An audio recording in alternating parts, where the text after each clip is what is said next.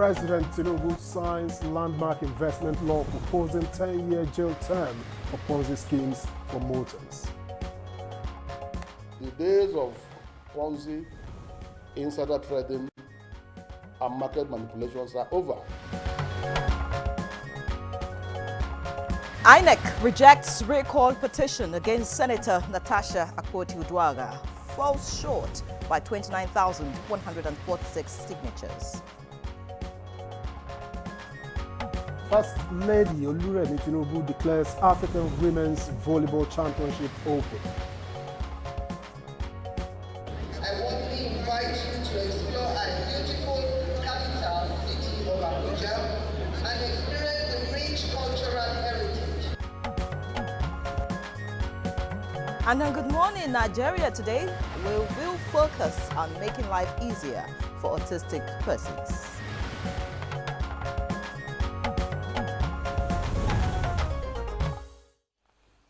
Autism. It's a word we hear more and more. But how much do we really understand about it? For many families, it's a daily reality filled with challenges, questions, and sometimes isolation. And that's why World Autism Awareness Day, which we marked on April 2nd, is so important.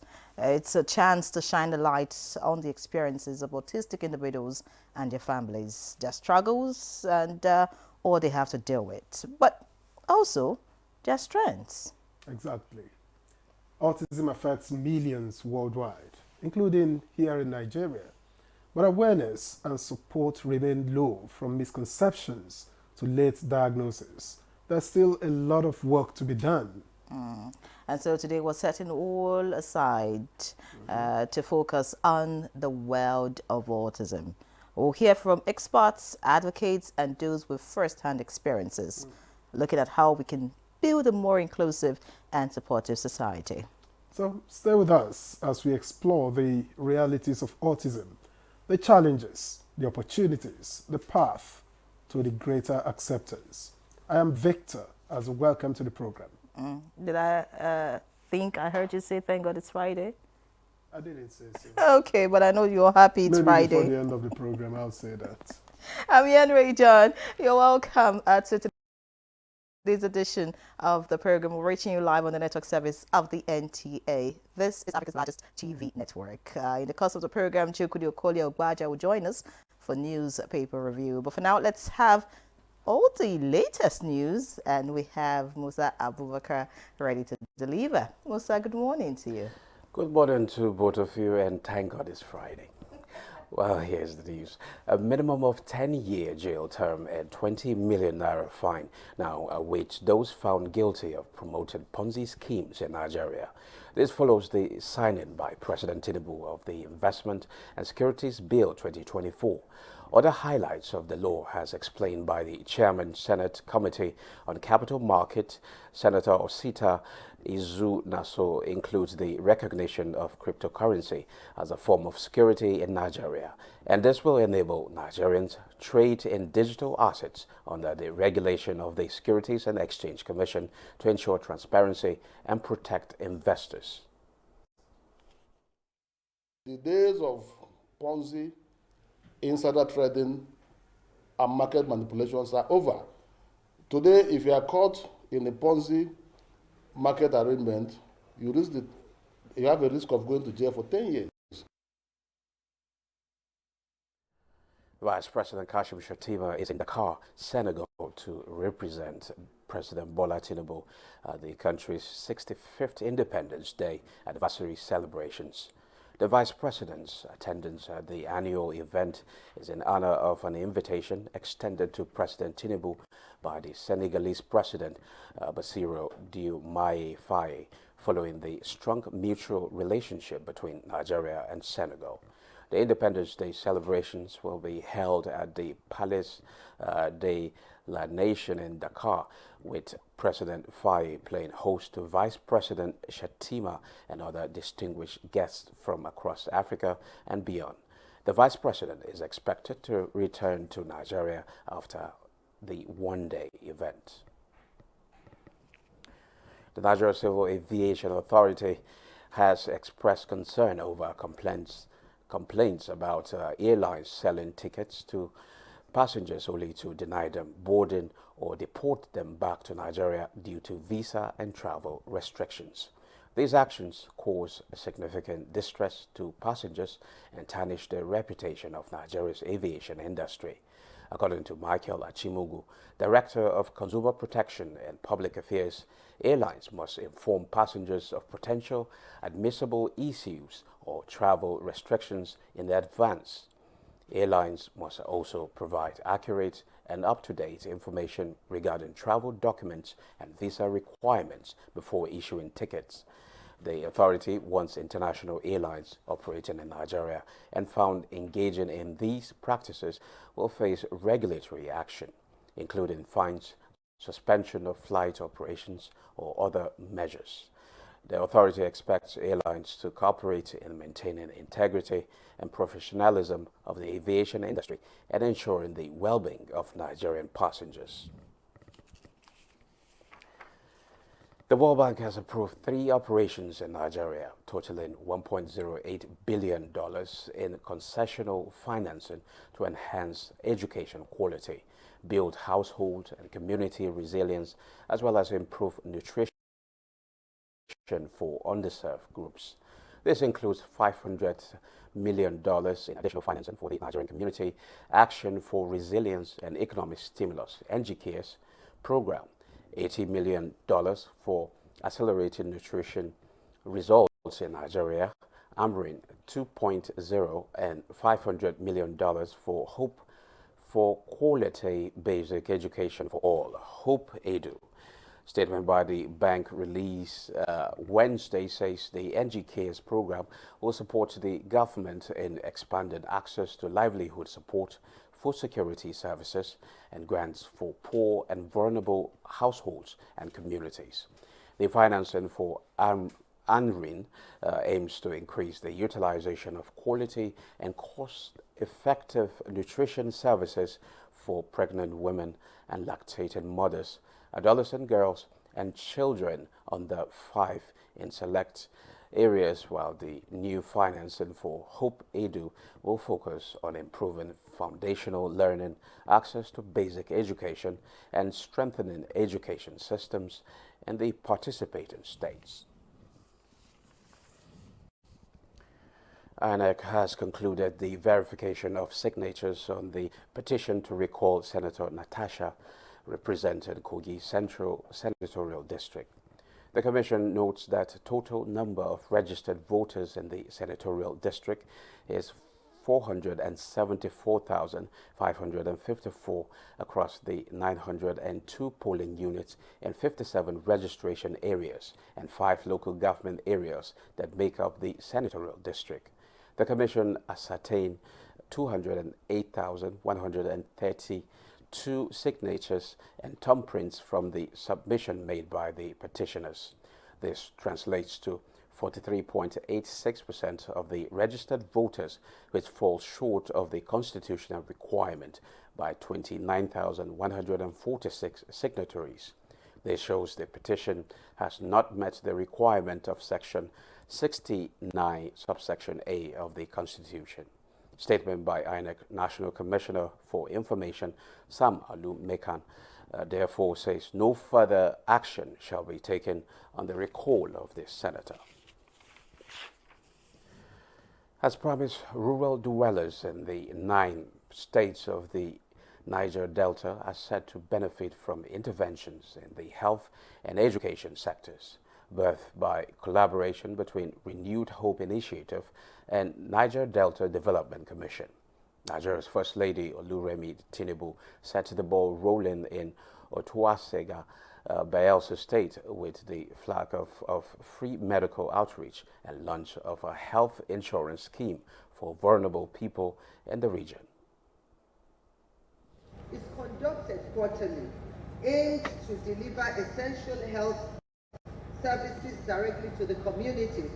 It will address common health issues, provide preventive care, and raise awareness about health concerns that disproportionately affect rural residents, particularly in the area of maternal and child health. 12 women's volleyball clubs have begun battle for the top prize at the 2025 African Women's Volleyball Club Championship in Abuja after it was declared open by First Lady Oluremi Tinubu. While charging participants to compete clean, the First Lady also challenged them to take advantage of the championship to make their mark in the sport. I warmly invite you to explore our beautiful capital city of Abuja and experience the rich cultural heritage and renowned hospitality that Nigeria has to offer.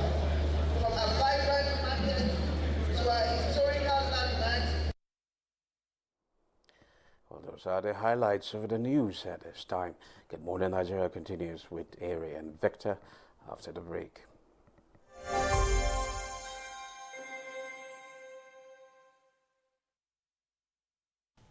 I am Oluremi Tinubu, the global and national Stop TB champion. Many people have asked why I've chosen to champion the fight against a disease like tuberculosis. My reason stems from a deep personal experience. I once had a friend who unfortunately fell ill and concealed the nature of his sickness until it was too late. Eventually, after he passed, we discovered he had tuberculosis. Sadly, due to the stigma and discrimination surrounding the disease, he would not speak up or seek for help. His death was a painful reminder that we could have intervened and saved a life if only we had known earlier. Tuberculosis is an airborne disease that primarily affects the lungs, but can also impact other parts of the body. Being airborne means anyone, regardless of their social economic status, can contract it. In Nigeria, one person dies of TB-related illness every 7 minutes, amounting to 206 deaths every day. Globally, one person succumbs to TB every 25 seconds, which is a staggering 3,456 lives lost daily. These deaths are entirely preventable because TB is curable if detected and treated early. If you or someone you know has been coughing for 2 weeks or more, coughing up blood, experiencing night sweats, or losing weight drastically, it might be TB. Please visit the nearest government hospital or primary health care center for proper diagnosis and treatment. TB treatment is free in all government and some private health facilities. Let us also remember not to stigmatize or discriminate against TB patients or those who have been treated for TB. Individuals who have been cured of TB cannot infect others.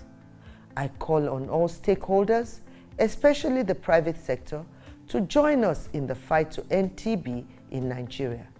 Together, we can make a difference. Remember, TB anywhere is TB everywhere. End TB by 2030. Yes, we can.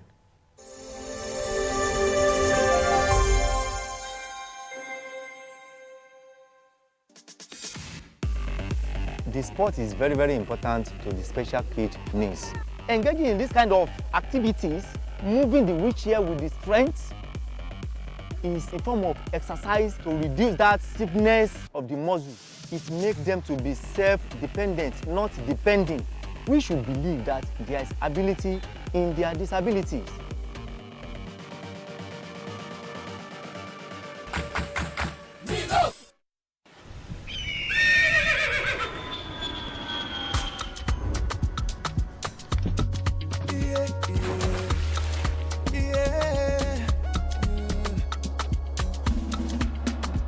From the Atlantic across the savannah to the Sahara, we rise, a land of the free, we know they tire. We dream great, our spirit is undying. Resilient, rooted like palm tree, we swear in colors, with undying demand, we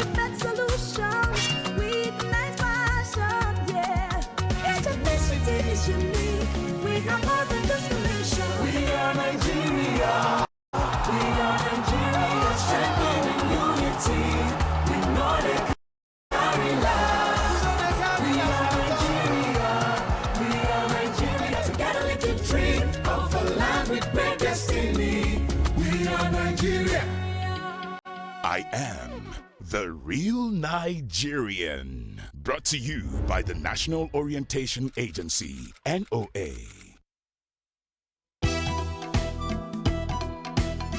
Welcome to Silver Oasis. Silver Oasis, a TV series dedicated to aging and older persons in Nigeria. Be part of this series and discover the transformative programs crafted to give a new lease of life to our senior citizens, courtesy of the National Senior Citizen Center. The National Senior Citizen Center is the oasis for the senior citizens. For thought-provoking discussions on aging, geriatric social care, and issues that matter most to our senior citizens. Silver Oasis. Silver Oasis. Silver Oasis. Tune in to Silver Oasis on the network service of the NTA every Saturday at 10:05 p.m. Silver Oasis, improving the quality of lives of senior citizens.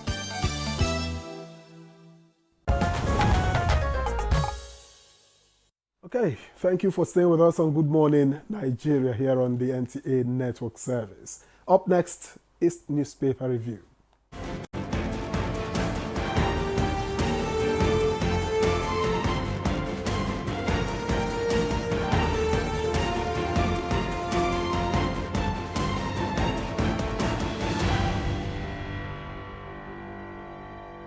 It's another day to welcome Chukudi Okolie Ogbaja to Newspaper Review segment on Good Morning Nigeria. It's good to see you again, Chukudi. Same here, but don't elongate my weekly, chores. It's the last day to welcome Chukudi Okolie Ogbaja this week. Mary, how we doing? Very well. Hello, good to Victor. see you. Good morning. The prince is on duty again.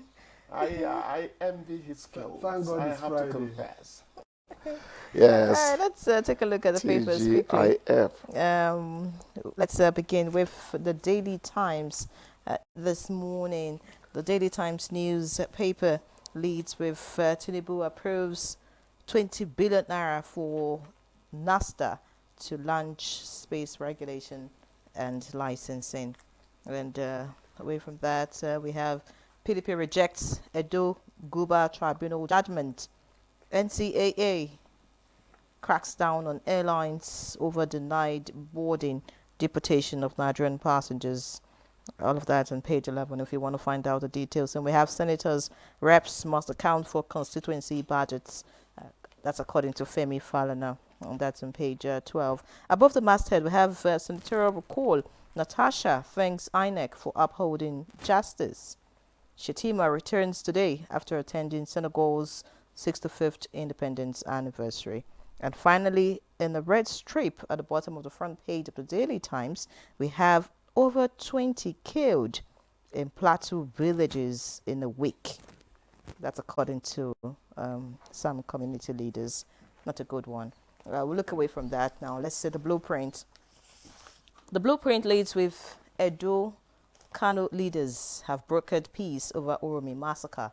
That's according to the Defense Headquarters. The riders warns against sentiments, reprisal attacks. Dismisses report of Niger Republic withdrawal from MNJTF, says Bello Tuji's days numbered.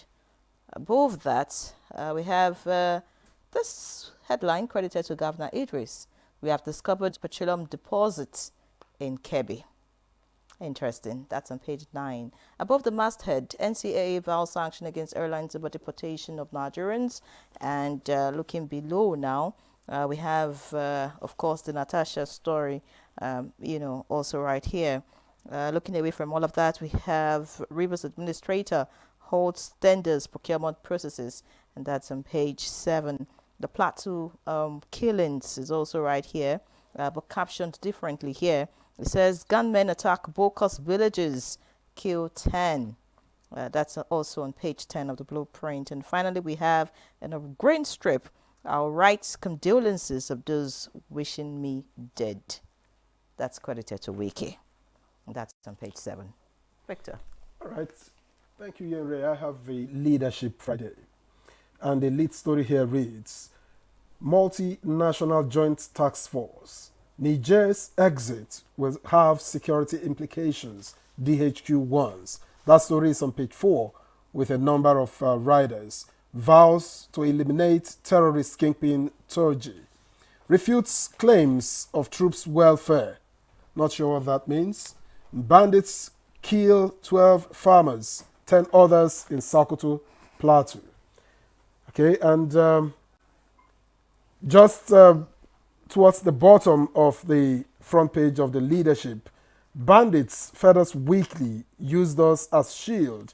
That's according to General Seeger, former boss of the NYSC. That's on page 10. And beside that story, you have INEC rejects petition to recall Natasha. That's on page 7. And the tiny strips just above the nameplate.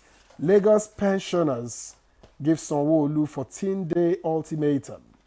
Lagos pensioners give Sanwo-Olu 14-day ultimatum. And global AI markets to reach $4.8 trillion. That's on page 2. Chukode, just before you come in, okay, world leaders condemn Trump's tariffs. It's on page 7. Yes, our own Ngozi Okonjo-Iweala has spoken finally on the matter. You know, when Trump goes on the rampage, as he usually does, the best thing is to stay on the sidelines and watch.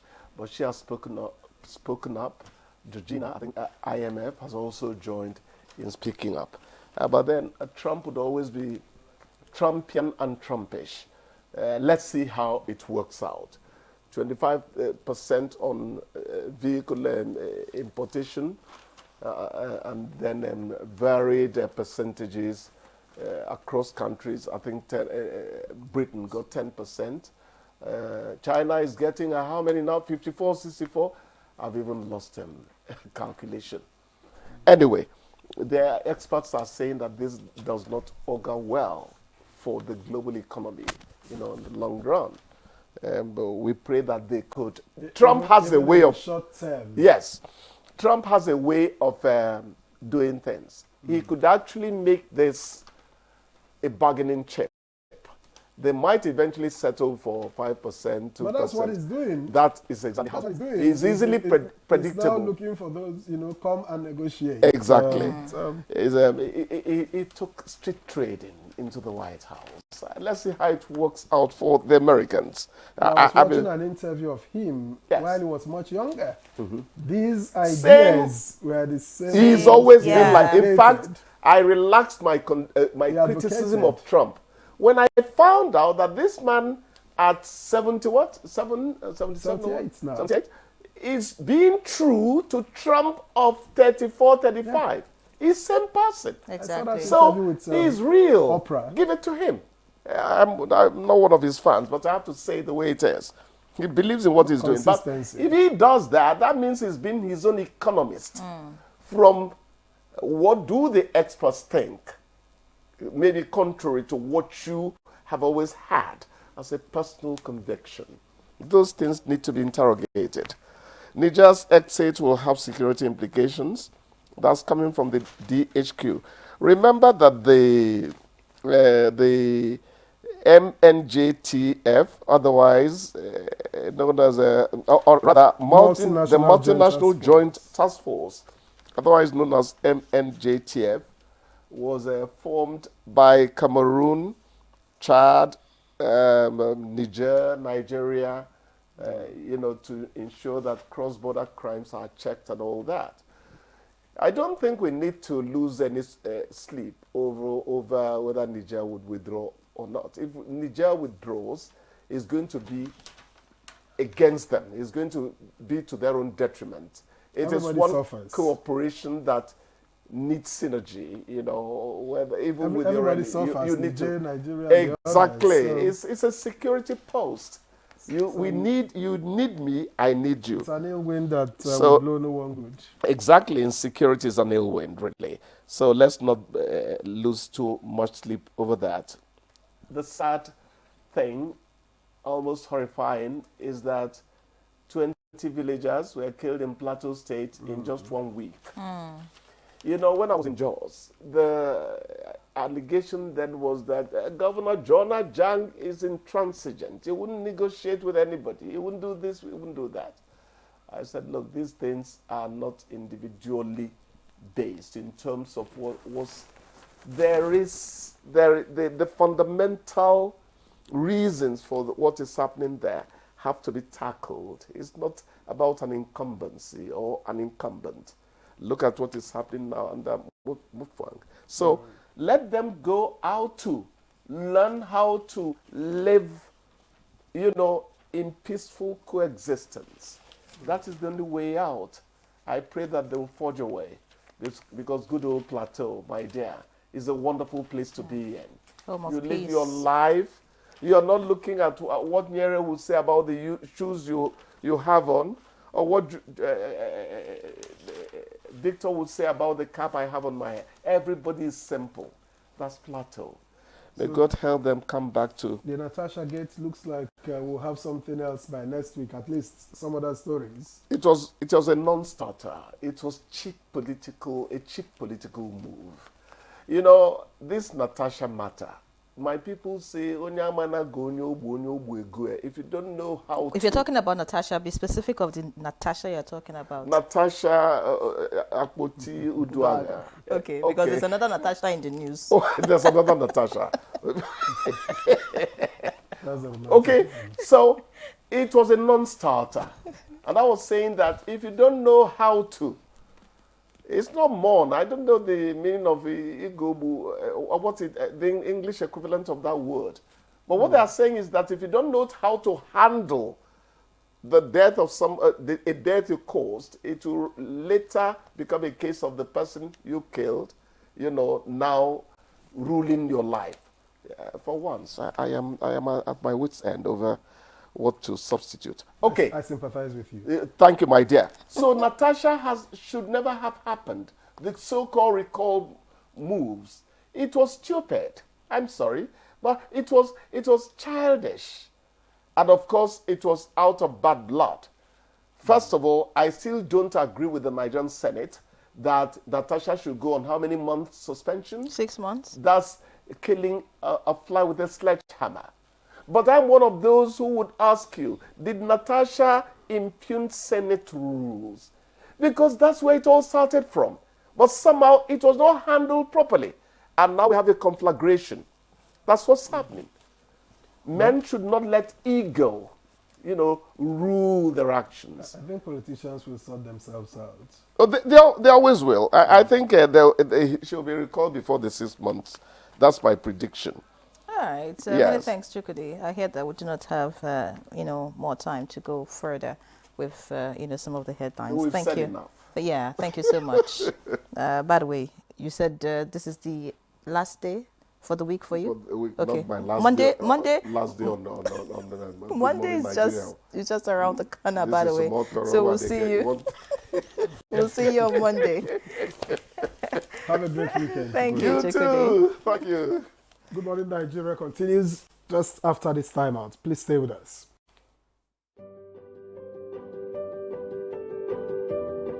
Have you heard the news? The federal government of Nigeria, through its direct benefit transfer program, has started the disbursement of 75,000 naira per household in 3 installments of 25,000, 25,000, 25,000 naira. Each recipient must have a validated national identification number, NIN, to receive the payment on behalf of their household members. To benefit, your household must be in the National Social Register of Poor and Vulnerable Households in Nigeria. The federal government's direct benefit transfer program is helping to reduce the effect of suffering while promoting financial and economic inclusion for the poor and vulnerable population in Nigeria.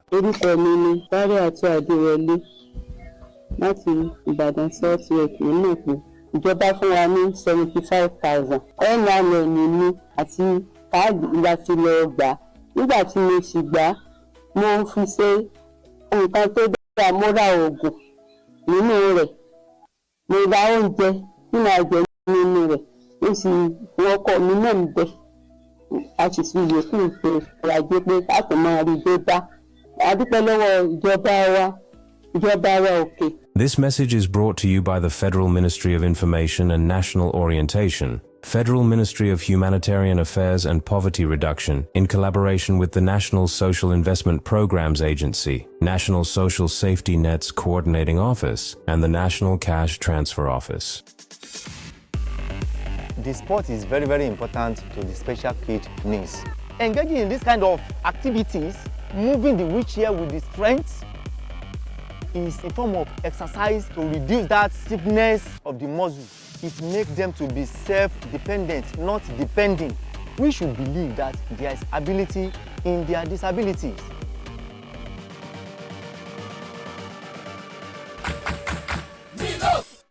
Hey Nigeria, ready to breathe cleaner air and save money? Let's talk about gas. Drive with CNG, the smart, cost-effective choice. Fill up for less and travel further. Save money, save the planet. Switch to LPG for cooking. It's cleaner, healthier, and better for environment. Say goodbye to smoke and eye problems. Do you know Nigeria is a gas nation ranked 9th globally with over 209 trillion cubic feet of gas reserve? Gas isn't just for cooking and driving. It powers industries too. Cleaner, cheaper, and more efficient. And the best part, conversion centers are popping up everywhere. It's never been easier to switch to gas. Join the cleaner energy revolution. Choose LPG for cooking and CNG for your vehicles. Clean energy for brighter future. This message is brought to you by the Office of the Honorable Minister of State for Petroleum Resources, Gas, supported by the Nigeria Midstream and Downstream Petroleum Regulatory Authority, NMDPRA. The Nigeria Coat of Arms is the official seal that represents the authority of the Federal Republic of Nigeria, hung on the wall behind the seat of the principal officer of the government, supported by the portrait of the serving President of the Federal Republic of Nigeria. It has 7 features. The black shield stands for Good Earth of Nigeria. The silver wavy band stands for the confluence of rivers Niger and Benue. The 2 white horses stands for dignity. The yellow flora is a common wildflower throughout Nigeria. The red eagle stands for strength. The wreath is in our national colors of green, white, green. The motto, unity and faith, peace and progress, is written on a beautiful yellow ribbon, and it's a maxim for all Nigerians. Be a real Nigerian. Our major currency unit is the Naira, while the minor unit is the Kobo. They are both in notes and coins. The Naira is more than just a medium of exchange. It bears the images of our heroes. So, stop abusing the Naira. It is a criminal offense to spray the Naira at events. Stop stepping on the Naira. It's not your enemy.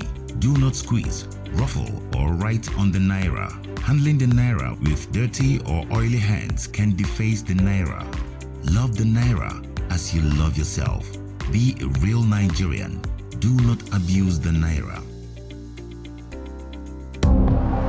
Nigeria is perched on the treasure trove of solid minerals.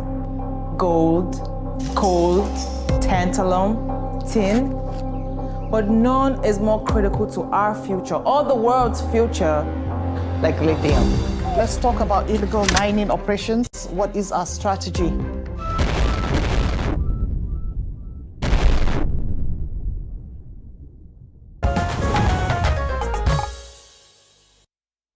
All right, this is Good Morning Nigeria, live on the network service of the NTA. And to begin our conversation, which borders on making life easier for autistic persons, let's take a look at this background report put together by our correspondent, Ibrahim Dan Hamidou. Imagine living in a world where everyday tasks feel like insurmountable challenges. A world where social interactions are daunting and sensory experiences are overwhelming. This is the reality for millions of Nigerians living with autism spectrum disorder. Autism, often misunderstood, is a neurological condition that affects communication, social interaction, and behavior. It is a spectrum, meaning each person experiences it differently. But one thing is certain: with the right support, people with autism can thrive. In Nigeria, efforts are underway to make life easier for autistic persons. Organizations like the Autism Awareness Foundation Nigeria are working tirelessly to raise awareness, provide education, and offer support services. From early intervention programs to adult employment initiatives, These efforts are helping to break down barriers and create a more inclusive society. Nigeria's First Lady, Oluremi Tinubu, on the 2nd of April, which is usually observed as Autism Awareness Day, has lent her voice to this cause, calling on all Nigerians to embrace neurodiversity, advocate for inclusion, and work together to create a society where every individual can excel. She notes that many individuals with autism continue to face discrimination in accessing quality education, healthcare, employment, and social acceptance. As we thrive to create a more compassionate and inclusive world, experts and clinical psychologists specializing in autism, as well as special education consultants, will discuss the need for greater awareness, acceptance, and inclusion. All right, many thanks, Ibrahim Hamidu, for that background report. And let's begin the conversation by introducing our guests here in the studio. Let me begin with Dr. Dennis Richard Shatima, Chief Consultant Pediatrician and a Child Neurologist at the National Hospital Abuja. A pleasure to welcome you to Good Morning Nigeria. Thank you for having me, sir. All right, and we have also been joined here in the studio by Charles Uguoke, speech language pathologist. He's also founder and CEO at the Sunset Speech and Language Resource Center here in Abuja. Thank you for coming. You're welcome, sir. It's a pleasure to be here. All right, also with us for the conversation is Sarah Moses, Director of Operations, RIA by Maria Foundation and an Autism Care NGO. Many thanks for joining us. Thank you. I'm so happy to be here. All right, and joining us all the way from our Kano studio is Hajia Aisha Funsho. She is a registered behavioral technician and founder of KF Play Center for Special Need in Kano State. Many thanks for joining us, Hajia. For having me. Thank you for joining us. Ladies and gentlemen, right? We have it all squared. Let me begin with Dr. Shatima. What does it mean to be autistic? Thank you for asking that question because usually it's very stigmatizing, have a wrong notion of its causes, and the Nigerian culture is also part of it. It's not ordinary, it's spiritual attack. But autism is found all over the world. And just to answer you straightforward, it's a neurodevelopmental disorders characterized by limited speech, repeated behavior, and restricted interest. Typically, you find them wanting to live alone or exhibit behavior is not consistent with the environment in which he is. And they don't get interest in anything around them. They are usually preoccupied by something they like, and that's all. And if you dare change the norm, they fight back. Even food, they test its consistency, smell what it is it something I'm familiar with? And that's how they generally behave. But like the name says, it's a spectrum, can be mild, moderate, and severe, depending on its manifestation. But the good news really, which we must thank the NTA for this, is this continuous awareness and let people know that it's not a death sentence. I have a family friend in the US. The son is working in one of the biggest companies simply because he got early intervention. You wouldn't even know he was autistic. He has gotten out of it. So the message... Do you go out of it? Yeah, to a large extent. I hear adults. You have adults who are also autistic. Oh yeah, that's why it's spectrum. You know, when you do intervention, you are targeting what do I want to achieve? Independent living and can live a meaningful life. Once somebody can live independent, he doesn't depend on people around him to take care of his basic needs. These are usually what you want. And you know, in the developed countries, if you employ people like that can do a particular job, they give tax relief, sorry. So you can see why their system works. And you can train them to a very, for somebody to work in Walmart, let me mention, must be somebody that has achieved a certain level of independence and performance. You said, Dr. Shatima, you said it's a neurological disorder. Yes. What causes this disorder? Why is a child conceived and then suddenly born and the child is autistic? Why the difference? A very good question. Professionally speaking, nobody knows the cause of autism. I always simplify that. If you have fever and they test you and say they see malaria parasite, they will tell you your fever is caused by malaria. But in autism, there is no biological marker that you can collect blood sample and test and say, oh, this is what caused the autism. However, there are known certain risk factors. Top on the list is also advanced maternal age or parental age. Before, they used to blame women for everything that got married late. But now, in autism, even the father's age too do contribute. And that is not far-fetched. We all know that as you are advancing in age, cell multiplication becomes prone to make mistakes. So that may explain why parental age is a risk factor. It's also incriminated that drugs taken during pregnancy, particularly sodium valproate, is one of the drugs used for seizures or epilepsy. It has been found that women that take that drug and get pregnant start a significantly higher risk of having an autistic child. But the summary of all, of course, I must talk about the issue of vaccine. You know, it has been very topical that MMR vaccine causes autism. But the author of that article actually is in jail now because it has been established that it's another company that bribed him to discredit the vaccine. So there's no relationship between them. To summarize, causes of autism, it's an interplay between genetic and environmental factors. And there are so many genes acting together in concert to do that. There's not a single gene that you can say, this is it. But the interplay between genetic, heterogeneity, and then environmental factors. Yeah. Now, if you say genetic and environmental factors, does it mean that you may not be born with it and eventually acquire it, or you must be born with it? Yeah, this is, it needs a fertile ground to manifest.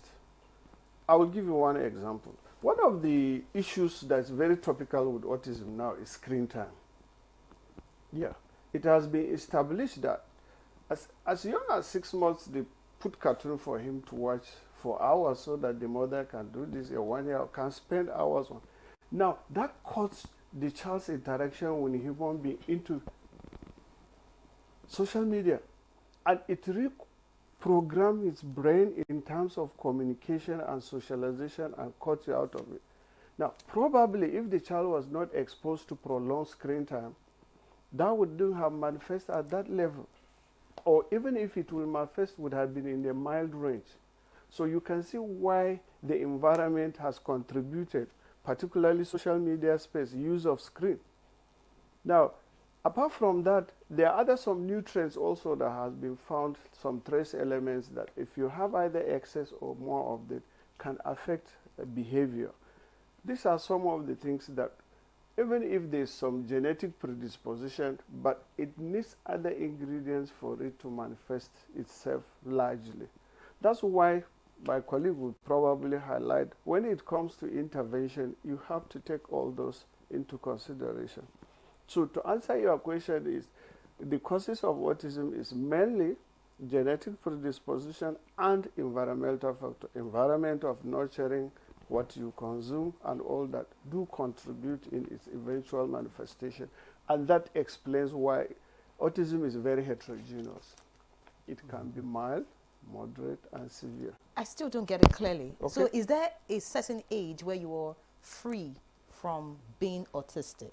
Because from what you have said, you may not be born with it, but acquire it in life once you're born. Yeah. So is there a certain stage you get to, and you would, I mean, can you be an adult and eventually become autistic, or? That's a good question. In the developed country where they follow up people, it has been established that adults that have autism has a high crime rate. So sometimes, based on your crime rate, they work backwards, and they will be able to find, oh, we missed it. He had some traits that was not detected by specialists. Now, to answer your question specifically, 99% of autistic child will start having what we call red flag by 18 to 24 months. Yeah. And one of the reasons in MMR vaccine was incriminated was it's given at 12 months and 15 months. And that's the time that a lot of them would start showing you signs. And the typical sign that will make the parents worry is a child that used to say, "Mommy, Daddy, bye-bye, welcome," suddenly gets mute. As Daddy is coming, instead of saying Daddy, welcome, he's looking different direction.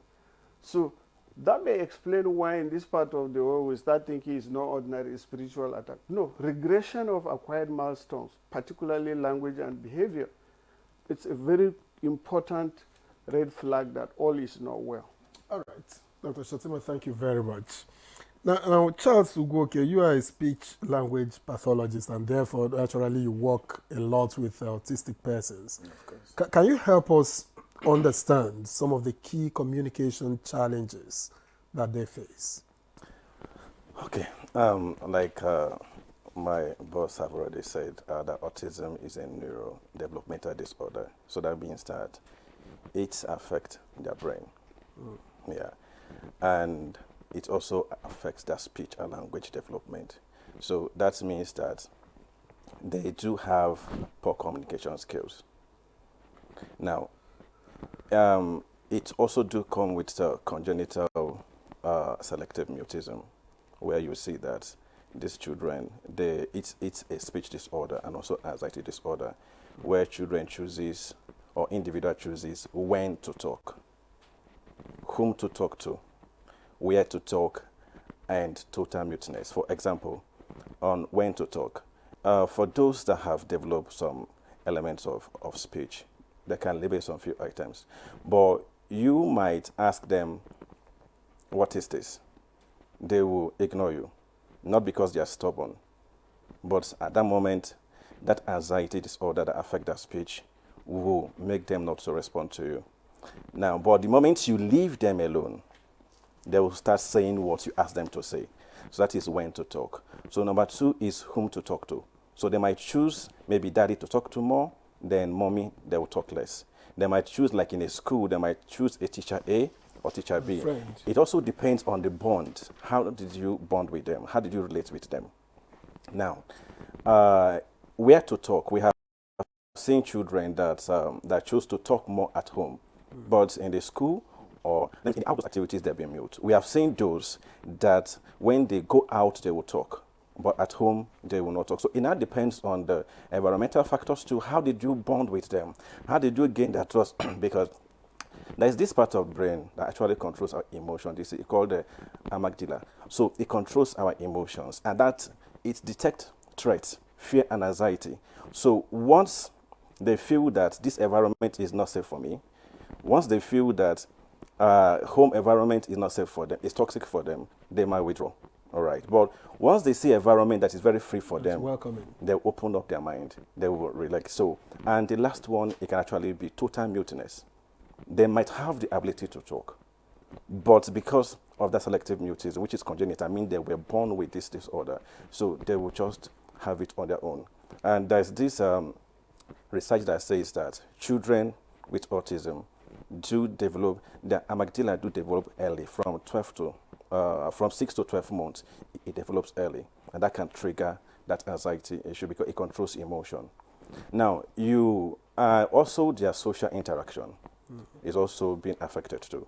So they would love to play alone, and while they're playing alone, like what my boss said earlier, that screen time do affect them. So they will be having what we call delayed echolalia, repeating what they have watched through that screen time. So when other kids want to talk to them, they will ignore them. They focus on what they have watched. So they will have what we call delayed echolalia, or what we call scripting. So, and that is why we do encourage parents to please do a way to keep that screen time. I mean, that tablet away from them, the cartoon away from them, interact with them, engage them, take them for outdoor activities, play with them, go to parks, let them mingle with other kids. So for those ones in the school, what we do is that, because it is a holistic effort, we now collaborate with teachers, because now there's what we call generalization. If you can talk to me talk to others. And that is why in my center, we do not pair one therapist with only with one child. Two must be involved. If you can answer therapist A, answer therapist B, will then take you to the classroom, respond to the teachers, respond to your peers. If it is a home therapy, we involve the parents to be involved. All right. Many thanks, Charles Oguoke. Let's get to Sarah now. Moses, your organization, your foundation deals with people living with autism. I would like you to speak to us about what the major challenges are, for people with autism. I think to start with, like my seniors have said, it's the stigma. So beyond awareness, I think Nigeria has, taken active steps to raise awareness, but then the stigma still exists. So people know about autism, or they have an idea of what it's like, but then they don't want to associate themselves with the community. They don't want to associate themselves with the individuals. There are still myths, there are still misconceptions. People still believe, it's spiritual problems. The mother did not eat what she was supposed to eat when she was pregnant. It's punishment from God. We've heard so many things. So there are still misconceptions, there are still myths and so on. So the stigma is there. And because of that stigma, it's difficult to accept them. So beyond awareness, we need to also preach acceptance. So acceptance looks like, dispelling the misconceptions, letting these individuals know that we accept them. They don't have to be neurotypical. We accept them how they are, and then including them in society, meaning that the society makes provisions for them, their education, healthcare, and then even work. It's very difficult to find, an organization in Nigeria that would want to employ members of this community. So that is the major challenge. But in your dealings with people with autism, have you experienced someone who moved, from the spectrum? Dr. Shatima was talking about someone, outside the country who, is living a normal life. Have you experienced anyone in Nigeria that, eventually left the spectrum? So we've seen people, well, I wouldn't say left the spectrum. I would say has achieved a level of independence. So we see that they start out, with certain things that they can't really do. They are differently abled. And then with the right intervention, they improve. So I'll give you an instance with nonverbal children. So you find that in the beginning, they can't really say much. Then later on, they start trying to, say words. And then they start trying to pull sentences together. So you find that there's an improvement. So the goal at the end of the day is independent living. So while they may start at one end of the spectrum, they may move, to another end of the spectrum. So there can be improvements. All right, Sarah, thank you very much. Let's get to Kanu, where we have Hajia Aisha Funshaw. Now, in your work as a behavioral technician, what are the common challenges that parents face while raising autistic children, particularly in northern Nigeria where you are based?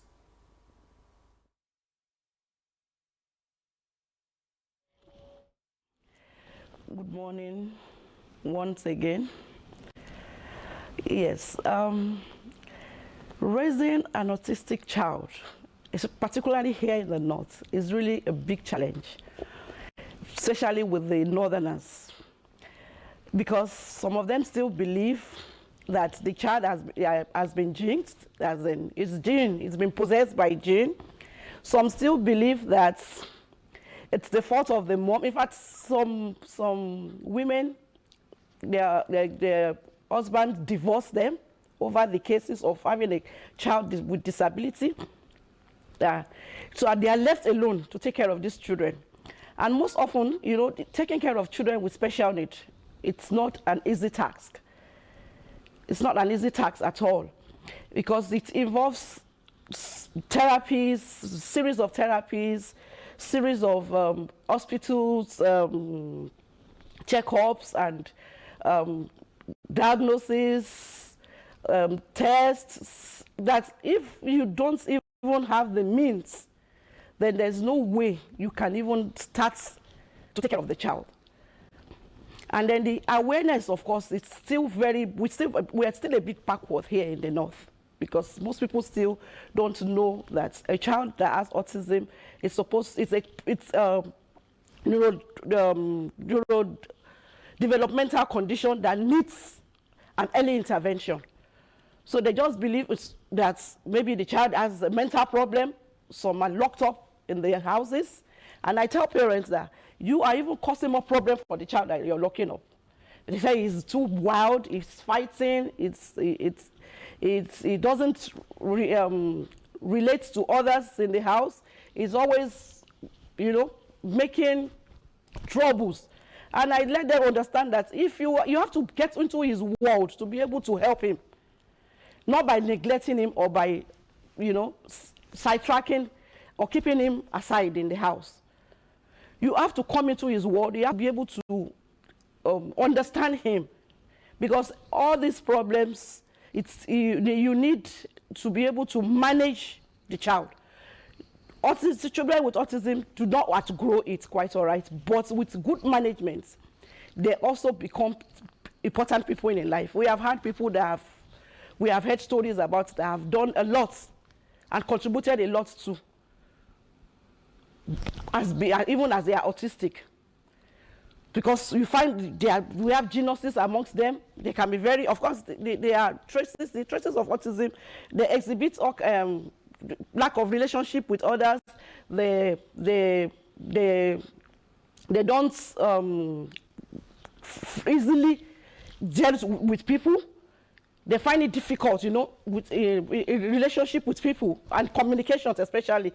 But the doctor in the studio had already said, there are cases that are mild, moderate, and severe cases. We have the ones that are verbal and the ones that are not verbal. And we have even the ones that are not verbal that we have been able to manage here at our own center, and they are now talking. So everything boils down to how you are able to manage them when they're still very young.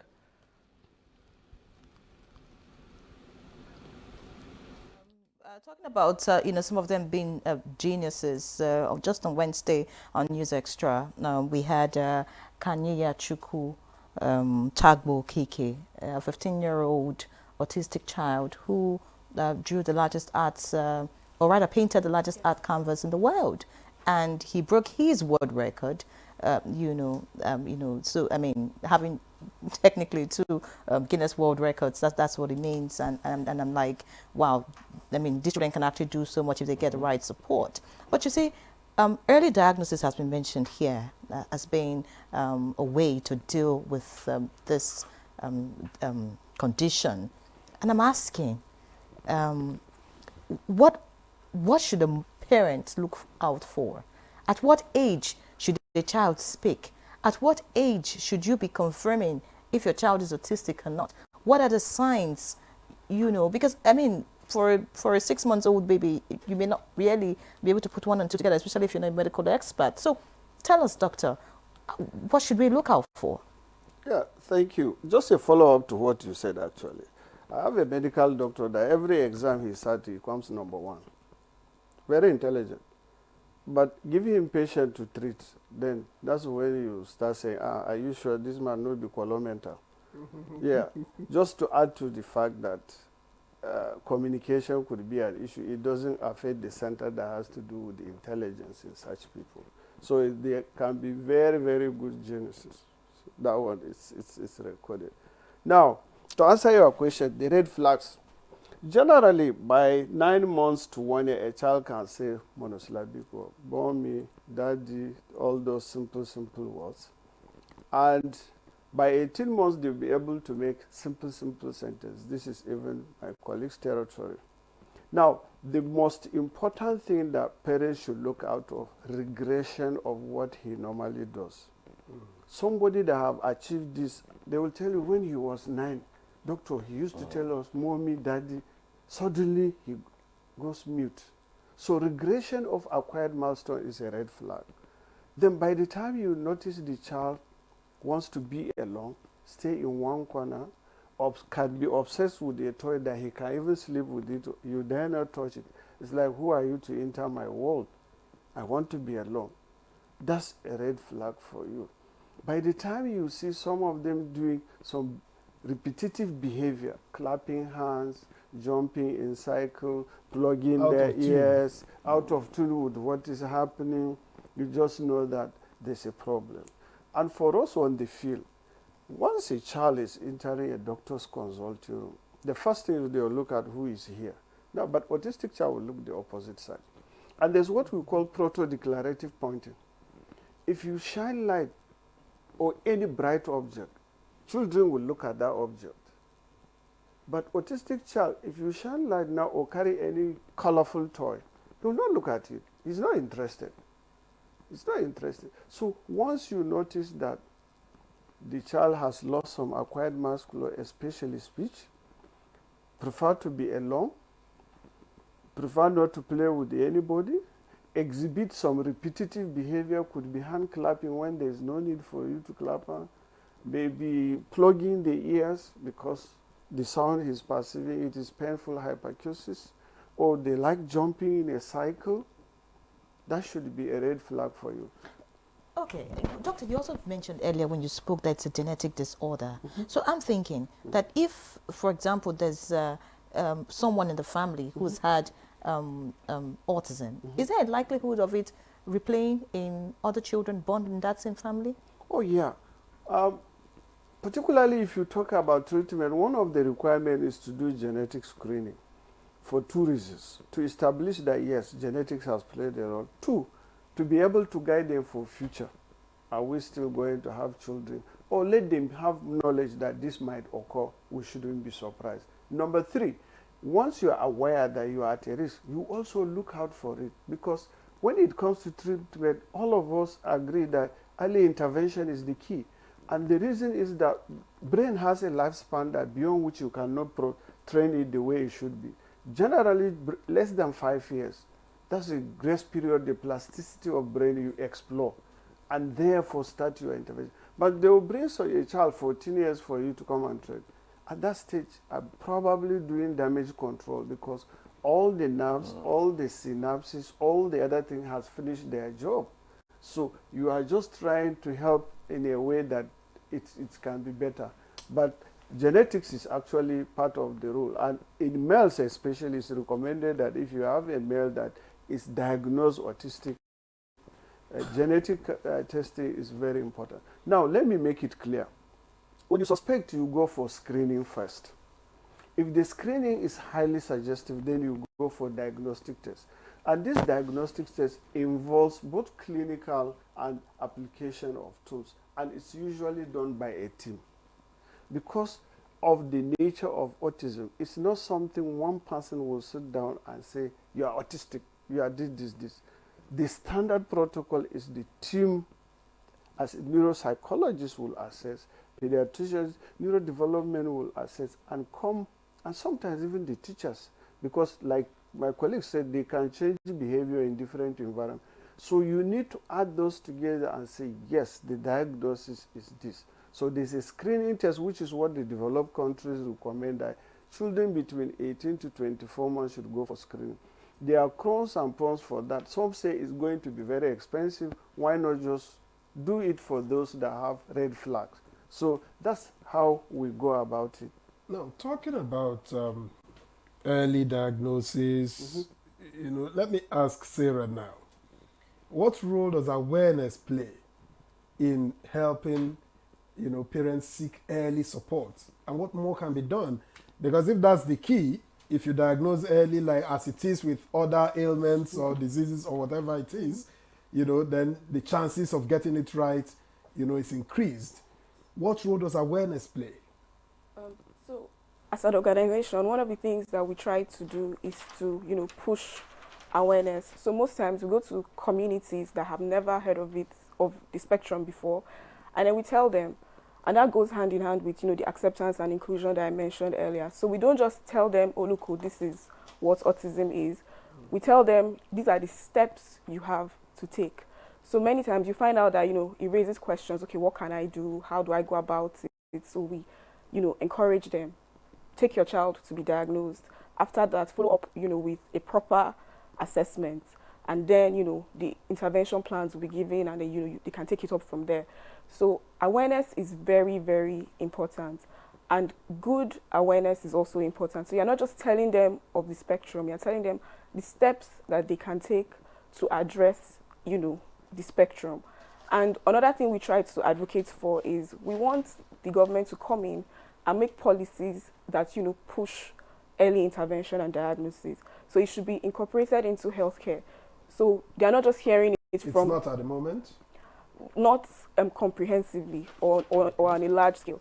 We want them to know, we want parents to, as they are going to, maybe from, you know, the antenatal stage or wherever, before, you know, conception or before delivery rather, mothers are aware that this is something that they can do at, you know, 12 to 24 months. So they should just know from the onset. And then, you know, the resources should be made available to make this a success for them. So the government should create policies that can help out with, to support early diagnosis. What's your assessment of the level of awareness in Nigeria as we speak? Well, like I said earlier, we've improved because now we're talking about it. So, you know, I don't think a couple of years back we were this open-minded about it. So that doesn't mean that it's so widespread, because it really isn't. In rural communities, they still don't know what it is. And those that may have heard of the word, you know, there's still the stigma around it. They still think, okay, maybe they can't really pinpoint what the causes are or how to address it. So I would say while we've made significant steps, there's still a lot to do in terms of awareness. All right, many thanks, Sarah. You talked about rural communities and, you know, lack of awareness, and I'm asking if you have a lot of people who are born with autism in those rural communities, if it has anything to do, Doctor already said genetics and environment, does it have anything to do with lifestyle, you know, in all of this? But that's when we get back to you, Dr. Shatima. I'd like to ask Charles Ugoke, the fact that you handle, you know, patients with autism, is there a particular field, or if you like career path, you know, for these people, just so that parents who have autistic children can just begin to look in that direction, instead of wanting them to go to school to study physics and chemistry, and, you know, get them, just waste time, you know, doing what is not necessary? Are there certain things that, you know, you have found out that is common with people with autism that they excel in? Okay, just like my colleagues have said, that autism is a spectrum. That means that it affects children in different ways. So now, before we can recommend, because there is no specific career path, because it affects people in different ways. And that's why we have what we call neurodiversity. All right, it affects people in different ways. So people, those with level 1 autism, that's the mild form of autism, they even exhibit different symptoms and different strengths and weaknesses, because the areas affected in the brain, not damaged, which I'll come back later to that, right, is different. Even those on the level 2, which was the moderate side, it still affects them differently. Even those on the level 3, which is the severe part. So now what we do here is that by the time they, you know, like they said, early intervention start from age 2. By the time they begin to develop some strengths, now we watch out. Now we begin to list, okay, this is what this person is good at. Now, and they learn by routine. There are some of them that they are good with skills. They can type, they can do different things. When you identify that strength, you can now channel their energy towards that. You discuss with the parents. If they're going to school, which we advocate for inclusion, which most of them go to school. But do you think it's appropriate to have them in school with regular school? Regular Super appropriate. And that is why the theme of this is talking about advancing. All right? Now, so when you advance the neurodiversity, it means that you have to advocate for the inclusion, not just only in the school, even in the work environment. But can they cope? They can. They can cope. Now, you know, there are programs in place for them, all right, in the school. Yes. Now, and those who does not have, we advocate for them to have those programs in place. Now, some of them might need what we call a support teacher or a shadow teacher, which is a special education, well trained. Now, the person will be there to guide for the meantime, to follow up with the school activities, social interaction, outdoor activities, sporting, and every other school program. Now, time will come when they make so much improvement, then that shadow therapist or teacher will fade, will stop coming. Now they begin to mingle with others. Now, why the school inclusion is very important? It promotes acceptance, because the problem we have in fact in the whole world, not just only in Nigeria, but mostly in this part of the world, is lack of acceptance, discrimination, that's stereotyping. So by the time they go to school, we usually say there is ability in disability. So because of this stereotyping, autism, most parents or schools, when they hear autism, it's like, the worst has happened, right? Just like, when we used to be scared of HIV. So that's how it is with most schools. But these children, like what our seniors have said already, that it doesn't affect the IQ level. So by the time they go to school, they can see abilities. Now, so many of them, those ones on the mild to moderate level. But the fact that they don't have interest in certain things, like you already mentioned, that what other children will run towards, they're running away from. So, I mean, how would they deal with schoolwork? Yeah, I am happy with what my colleague is saying, because if we don't allow them go to regular school and then with a shadow teacher, they will be worse off. Of course. One of the challenges we found is that when you hear special school in Nigeria, they dump blind, then autistic child, try it and see if he will not get worse, because his limitation is not like the others. And that's why individualized care is very important. They go to normal school, but they shadow teacher that address their peculiarities, while they still have the benefit of interacting with age mates. And let me tell you something, even the speech, the more they play with their mates in class, fight this one, because the teachers are already made to be aware this is his limitation, it's not a deliberate stubbornness. You find out that they do very well. It's very, very important what he said, that it has to be inclusive. Otherwise, if you segregate the stigmatization, it's not ordinary, it's spiritual attack, all those things that is very, very prevalent here will continue and will not make headways. All right. And that goal of inclusion, let me tell you what Martin that it does, like what my colleagues have said already, that many sees it that it is a spiritual attack, it is my uncle in the village, it is my neighbor because I was pregnant, they were not happy with me. Sorry, permit me to highlight what the areas affected in the brain, that more areas that are affected, from the speech language area. Now, when we see children, we begin to analyze which part of the brain is having delayed development, all right? Now, because many parents will tell me that, maybe their brain is damaged. No, the brain is not damaged. Delays in development, for example, now, cerebrum is the biggest part of the brain. It has 4 lobes, and this lobes plays a very crucial role.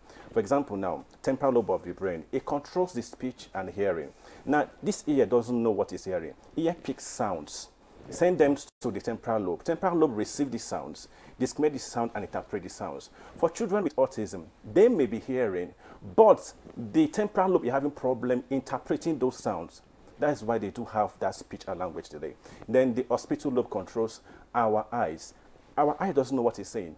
I only pick these images, send them to the occipital lobe. You now receive these images and now interpret these images. That's why you see that those born blind may have speech delay also. But if the occipital lobe is working properly, you will see that they will see different things, but they also know what they are saying. Then another one is also the parental lobes that controls our sensory organs and also language area. Frontal lobe for cognitive reasoning that supports the amygdala mentioned earlier.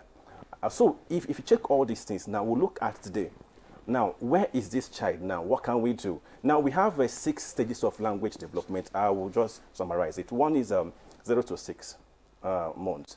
Children make cooey sounds. They smile when they see familiar faces and hear familiar voices, mostly the parents and the family members. 6 months to 9 months, they begin to babble.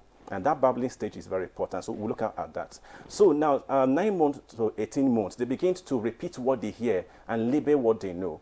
So if your child is not meeting these milestones, you begin to watch out at what is really going on.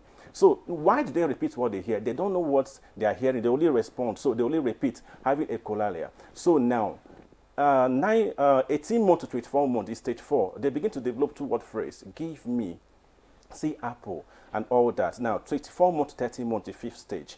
They begin to develop what we call telegraphic stage. Now, begins to have longer phrases and simple sentences. Now, the last stage is 30 months and above, multi-word stage. So they begin to, have full functional communication skills.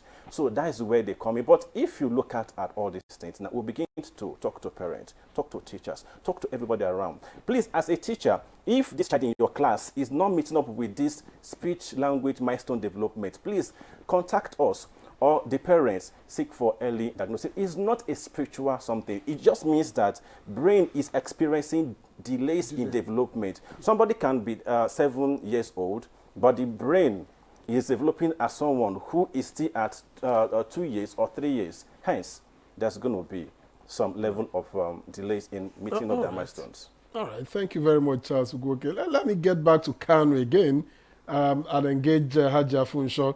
Now, how can parents, and the guardians, caregivers, ensure early intervention, given that access to professionals is often limited?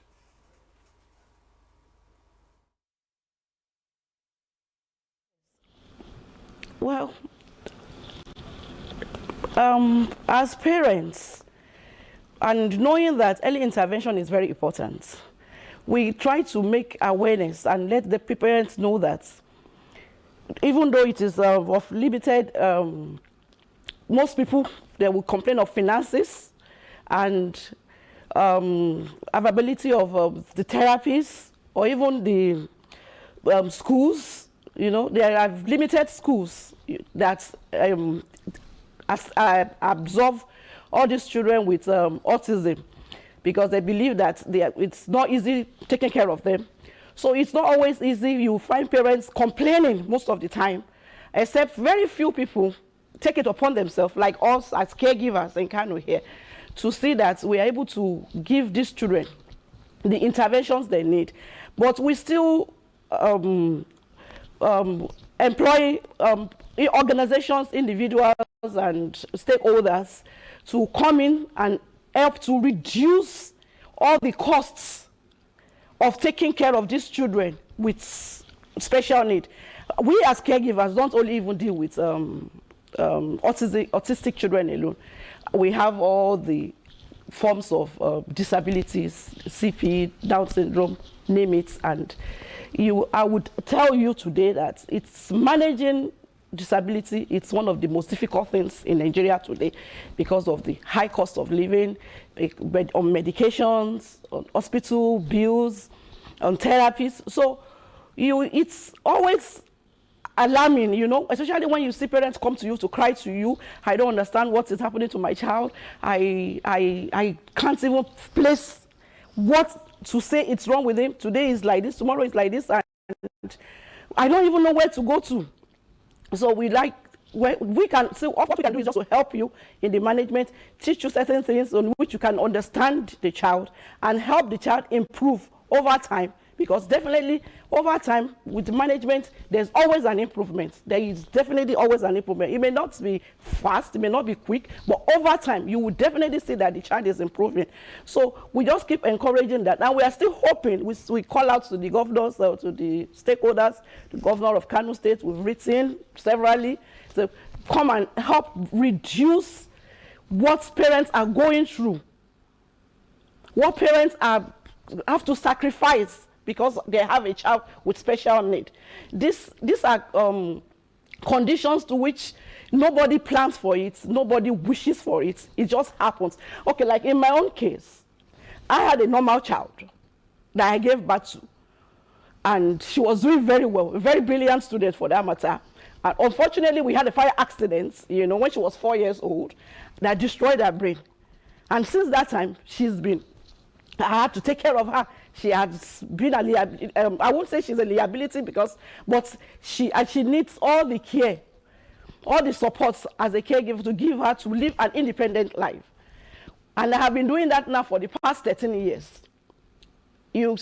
But having to manage a child with disability, I know I have one, I have been doing one, so I know what it feels, I know what it entails. So I feel parents when they come to you and tell you that I'm tired. But what we keep doing, we keep encouraging. We just keep encouraging that we are hoping that one day, just one day, we are going to have a better Nigeria for people with special needs, just like we have in the others, in the United States and others. where special needs are, in fact, they are first and foremost in everything. Let me stay with you, Haja Funsho. Give me an idea of what it costs to take care of an autistic child from birth, for instance. What's the cost like?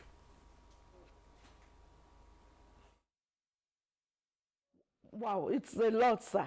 It's a lot, starting with, because, you know, they start to, most times, like Doctor has explained earlier, they start to exhibit these characteristics from when they are 2 years old. That's when you start observing them. You see, and flapping, tiptoeing, banging of head down. So you have to start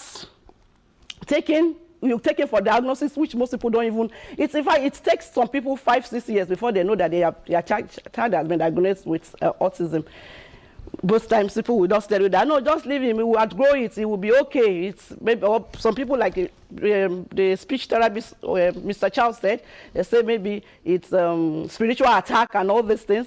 So we will outgrow it, but you find out that the more you keep him without any interventions, it gets worse. So, but having to take care of a child with special needs, honestly, I will tell you that it's not easy, it's not cheap at all. It's having to have doctor's visits, you have the therapists, you have to have a shadow teacher. The doctor, I believe the doctor mentioned that earlier. It's have a shadow teacher, then have a special education, an individual education plan for him too. All this costs money, especially into Nigeria today. Let's not even go into the medications. Drugs are so expensive now that it has gone high. Aisha Funsho, you know, listening to you, I mean, my heart goes out to you and every other parent out there, you know, dealing with a child with special need and, you know, of course, autism, which is our focus this morning.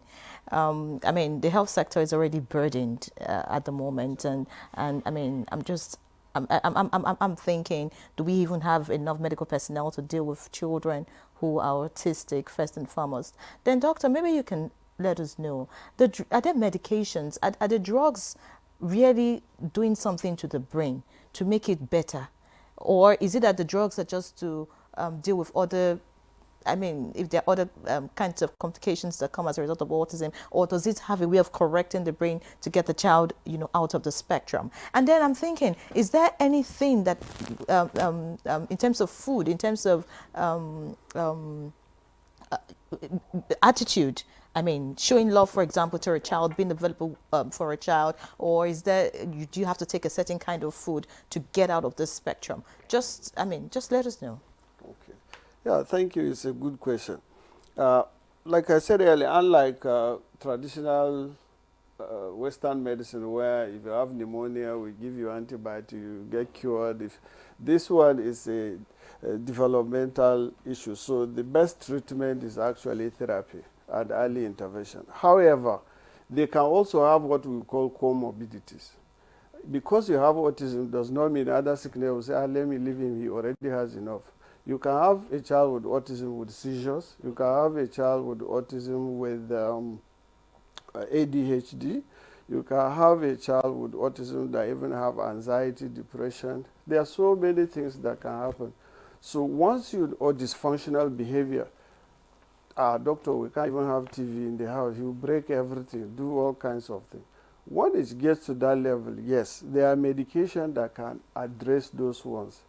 But it's not the primary illness that we are talking about, which is autism. But for autism, it needs therapy, intensive therapy and early intervention, consisting of so many specialists. Speech and language pathologists, thank God my friend is here, which is a very scarce commodity for me. I always tell parents, special educationists, even nutrition.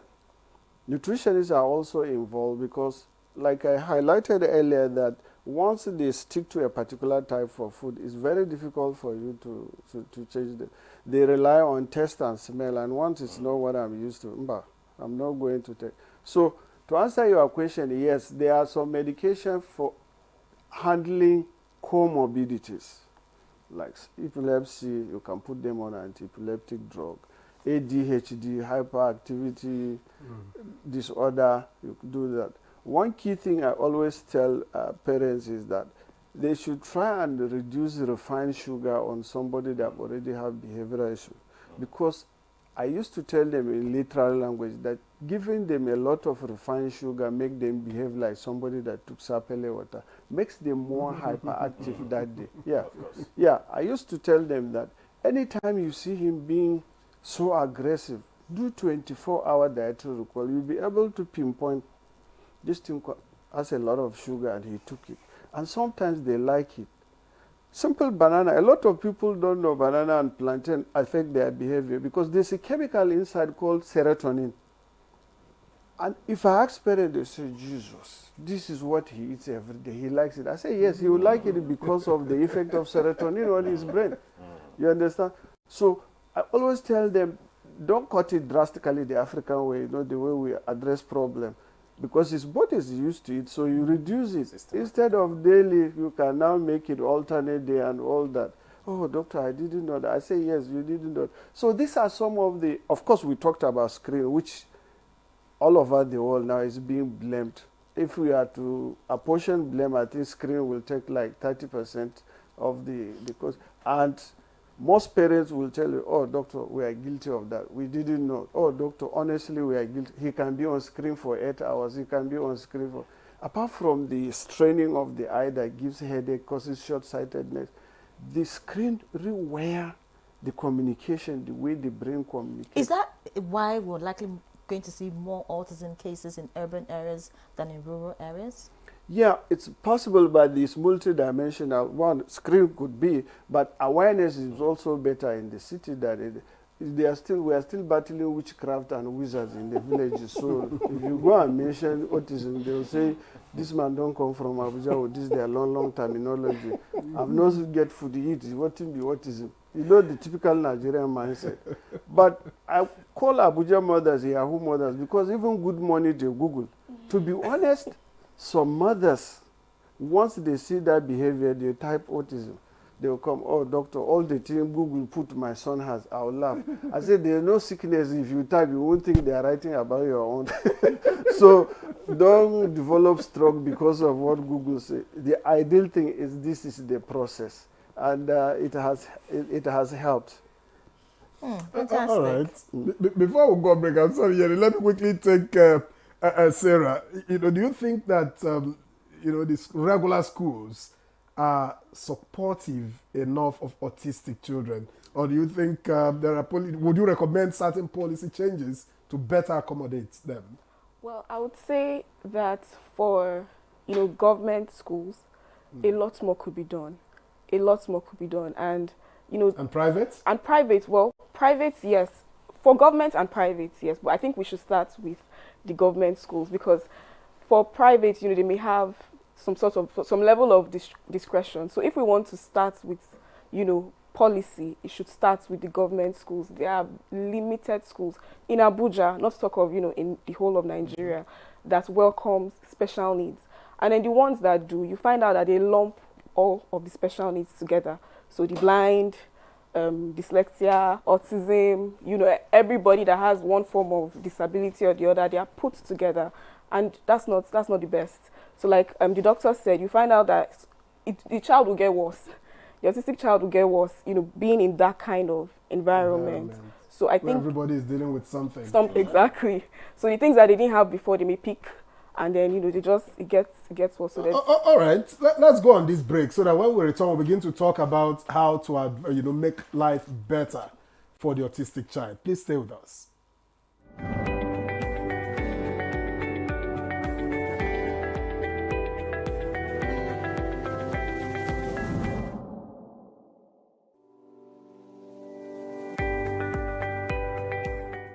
When we think about the digital economy, you can see it as the marketplace for digital goods and services. And increasingly, it's becoming a force to reckon with and an incredible contributor to economic growth, because we've seen the growth in technology and digital platforms. Technology has it really permeated every aspect of life and business, the way we live, the way we work. And when we talk about the digital economy, we're really talking about leveraging technology and digital platforms in a powerful way to drive growth, to drive solutions to problems, to drive applications, and to provide services. The digital economy is something that has the potential to help Nigeria leapfrog a lot of its development challenges, right? Because think about what the mobile phone did for Nigeria years ago. That is the potential we have for digital, because it has a way of reducing the barriers to innovation. It has a way of being able to transform service delivery, whether it's government's delivery of services or whether it's services in the health system, where people can use digital to actually be able to see their patients better. But it takes a lot to realize that potential of digital. The first thing is like every other thing, there's an infrastructure you have to build to be able to make sure that digital economy can thrive. Think of something like, capturing that happens in Nigeria, right? Where you capture, people's biometric when they go for a driver's license, when they go for passports, and each of those are separate things. Can we imagine a system where you're able to streamline that and actually have a platform that exchange biometric information that makes it easier for people to access passports, easier for people to register to vote? But today it's very tough, right? But those are basic infrastructure that needs to be invested in. A lot of it is through government and private sector collaborations to make it happen. If we're looking to accelerate growth in the Nigerian space, we really need to look at enabling the digital economy. That includes providing digital infrastructure, connectivity, because that's the highway, like the highway that everything rides on.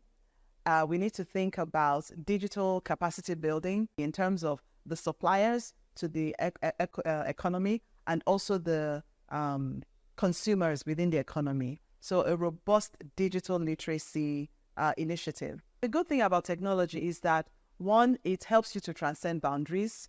Two, it creates a level playing field, really, because if you create a solution, a technology-based solution that is applicable in this environment, that same technology can be applicable, exported to other environments. And, technology platforms also help drive collaboration, right? When we're thinking about innovation, when we're thinking about business growth, collaboration is an important part of that. So when we think about the impacts with the rest of the world, we find that actually technology platforms are giving us an opportunity to engage more actively, to collaborate, to create partnerships, to even export our knowledge and services for people to engage with all the great things I'm talking about technology and digital platforms. They need access, internet access, broadband access. So we need to make sure that access is more available and affordable for the average user. The most important thing is to think about where you want to go as a country and actually what type of policies are going to help get you there. There are examples of countries who've been able to transform using digital, for example.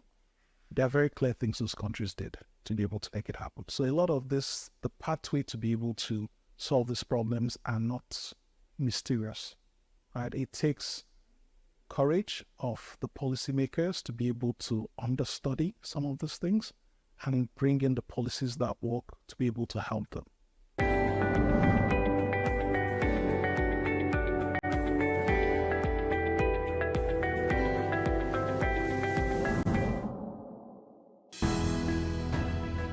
The counsel of our fathers. My advice to these young people is please do not take us back to those harrowing days. You probably do not know what it is. Nigerian youths, let's build our nation together.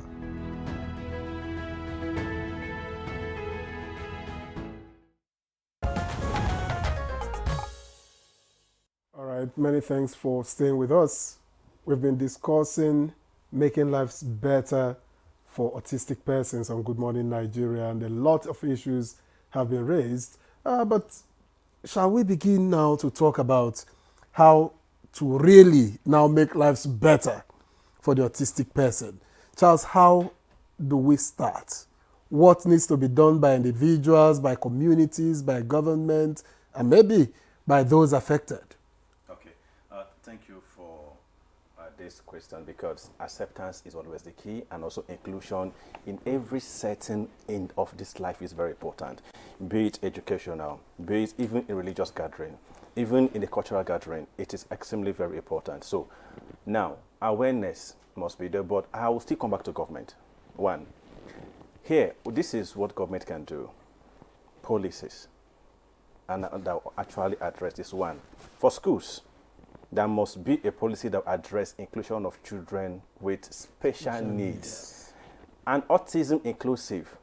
In that inclusion, there should be a policy that says that, one, no child with autism or special needs should be discriminated or rejected because of this disorder. Now, that policy must be enacted and also implemented, effectively implemented to address this concern, because so many parents, they will take their kids to school, but schools will reject their kids. That discrimination is there. Number two, there should be a policy that will address that. Every school, whether government or private, should have special educators and other professionals that should address the needs, learning needs of these children with special needs. That policy must be there.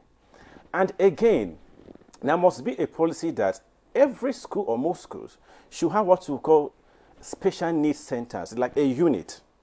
In that unit, where these children can be pulled out to reinforce what was taught in the classroom. Now, because there is a goal called IEP, Individualized Educational Program, because what you are being taught generally in the classroom, their own should be separate because their strengths and weaknesses are different. So every school should have IEP for these children that will address their strengths and weaknesses. For example, now if they are doing 10 subjects in the classroom, this child, after assessment by the team, doctors, speech pathologists, even educational psychologists, teachers, and everybody, we can agree that this child may not be able to cope with this 10 subjects. We can now accommodate. That's why we have what we call accommodation and modification. This child can do maybe 5 subjects. And you can allow the child to do 5 subjects.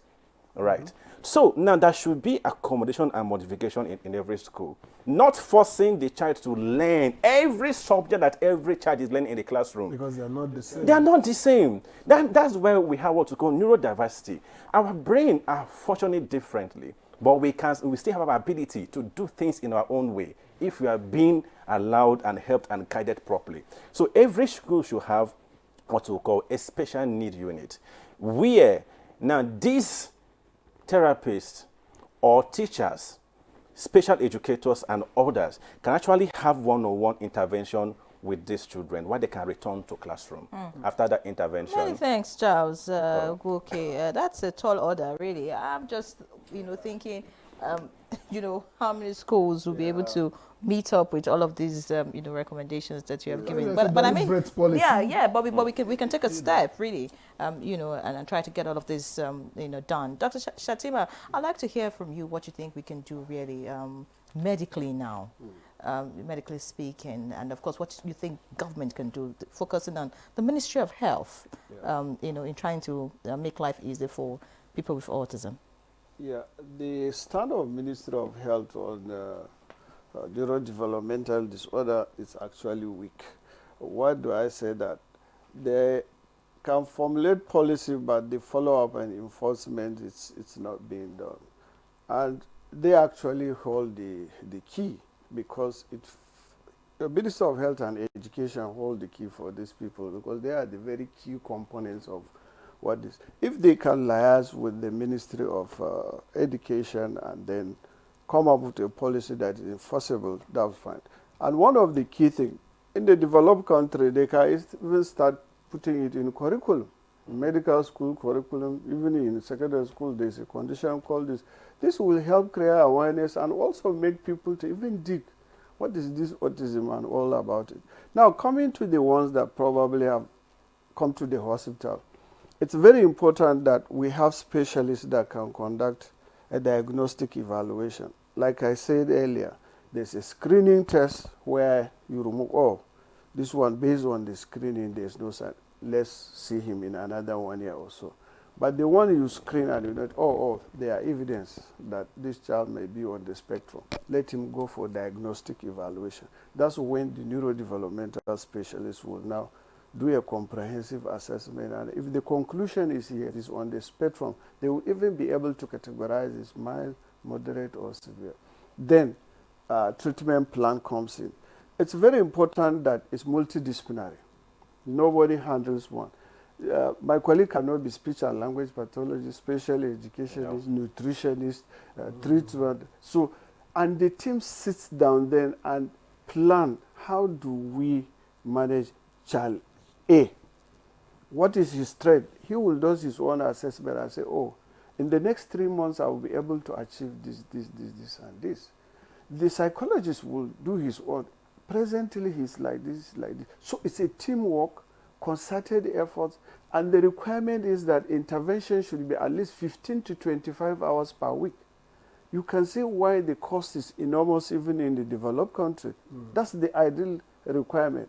But talk less of a setting like ours where things are very rudimentary. I give it to the NGO and people like Mr. Charles that actually take on the battle, but otherwise it would have been a more disastrous situation because they are doing their own bit.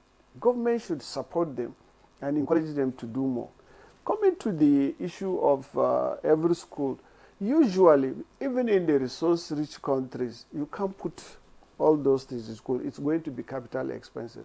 But you train people that can identify and send them to centers that are well-funded, well-equipped, and all that, so that it also helps in conservative. But you have teachers, because autism is what we are talking about. There are other learning disabilities that can be picked. You see a child cannot read, but he can write very well. Or he can read, but he can't write. Yeah, so there must be process in place to identify them so that they are appropriately placed. So as we, the doctor aspect of it, generally our role is, if there's other comorbidity, we will address that. If there's dysfunctional behavior, destructive and all that, there are medication that can calm him down. If he's in addition hyperactive, there are also medication and behavioral therapies that can help with that. The nutritionists will also address their nutritional aspect because they are prone to constipation and all that. So that also we can work in conjunction with the nutrition department. And then, but very importantly in autism, the parents, like Mr. Charles said, inclusiveness is very important. In fact, the parents undergo some rudimentary training as well, such that within the weekends, they act as a stopgap in what has been done from Mondays to Friday, because the intensity of the intervention also matters. So that's what we can do as far as the medical side. Right. Thank you, Dr. Shatima. Sarah, I'm just wondering, what manner of emotional and psychological support is needed for families with autistic, children? And by the way, those of you in advocacy, how, what level of funding is available for people with special needs, particularly autism in this case? So I believe that for the autistic child to thrive, their parents and their guardians, their caregivers also have to be supported. So for them to, give the children the appropriate care they require, we've established that, from Monday to Friday, they are at school or at center. So where that stops, during the weekends, the parents and the guardians continue. They need the support they need. We heard what caregiver Aisha said and the challenges they face. As an organization, we have support programs for, parents and guardians for children on the spectrum, where we try to, create a nurturing environment where they can talk, air out their challenges. As an organization, the one we can help them address, we provide that support for them. We also even have, a center where parents that are overwhelmed and tired can actually bring their children. It runs 24/7. We provide holistic care. So they want to travel for free. No, there are fees, but then they want to travel. They don't know where to keep the children. They don't know where they can, get the appropriate personnel to take care of their take care home. So they can bring them there. we try to provide support for the parents, but like you said, or like has been said, the funding is really minimal. Our organization for now is internally funded. We're yet to receive, external funding. We've written applications, we've tried, to get stakeholders, government involved, but the funding has not, yet come in. All right. If you don't mind, let me just add that networking of parents that have children with autism too is very important. Yeah. They actually form a share experience. Yeah, they share experience. First time parents with autistic child, they was, oh, sorry, they get devastated. Nobody likes bad news. Yeah, whenever you are discussing results of screening of a child, the parents are very apprehensive and all that. So the linkage with parents with children of similar illness is very important. They form a strong group abroad. They can even force on legislation based on they come as a single voice. It's also very important. We had a parent last year. We had a parent of an autistic child. I tried to reach out to him and somehow, he didn't respond. But he had a child, and it was easy. He could share directly. And I remember the cost of looking after a child. The share cost, what it means for a family, becomes a burden. Oh yeah, it becomes a burden on that family. All right, let's get to Kanu now. Aisha Funsho, you're still with us. So as we begin to round up the conversation, they already talked about parents, coming together to deal with this. But I want you to speak to parents outside, forming a community, to talk about all of this and share experiences. What exactly, would be your message, to parents of children with autism? Are there things that you have noticed, on the path of parents that you think may be limiting the development of these children?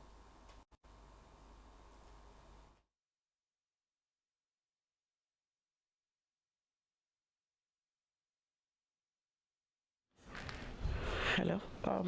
Sorry, can you come again, please? Aisha, if you can hear me, I'm asking you to speak with parents as we round up the conversation, just in case there are, signs, or if there are habits you've noticed amongst parents that may be limiting the development of these children.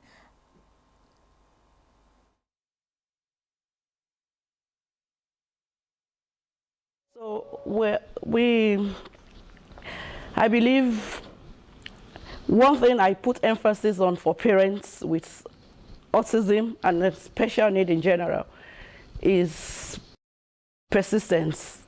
You have to be consistent, you have to be persistent, you have to keep hope alive and keep working towards making a better life for your child. Because you are the only person that will give that child it is only support group, it supports system. It is only you that will give the child that encouragement to be able to have an improved and appreciable life. And in so doing, like we personally, we believe in celebrating every milestone. Every milestone that a child achieves, we celebrate it, we encourage them, we give them hope. And just like we have to Awareness Day for autism, April 2nd of annually every year. Same goes with other special needs like CP. I think that is celebrated in October. Down syndrome was sometimes last month in March. And then we have those ones that are visually impaired too. I think that should be in January, Braille's Day. So all this awareness is just to keep encouraging and making people understand all the diversity we have with special need, all the different classes of people living with special need. And then by so even personally, our own center, which is KF Place, we started a movement to keep encouraging parents so that they keep, because we believe some people still shy and still, maybe because of the stigmatization, like Odeli said earlier, they still don't want to be identified with children that have special need. So we go a long way to see that we give special need another face. In fact, like our motto says, putting smiles in hidden faces. You know, putting smiles in hidden faces, because we believe these children are the ones that are hidden. But there's a better awareness lately, because we find people coming out with these children to be taken care of. So we celebrate. I personally, I started a movement celebrating children with special need, all special need. And I target, I team it, it's at the Superhero Day. So because I'm passionate about these children. I take, in fact, if you see me with special needs, they call me Mama Yara. So I call them superheroes. I call their parents super mommies. I am a super parents too. I have super teachers, super nannies, and all those things, just to keep encouraging us and keep building people's morale, because all this, honestly, when you look at everything that involves in taking care of people with special needs, it's only God that can reward everyone doing it. I'm sure Doctor knows, Mr. Charles is aware, and everything that it entails.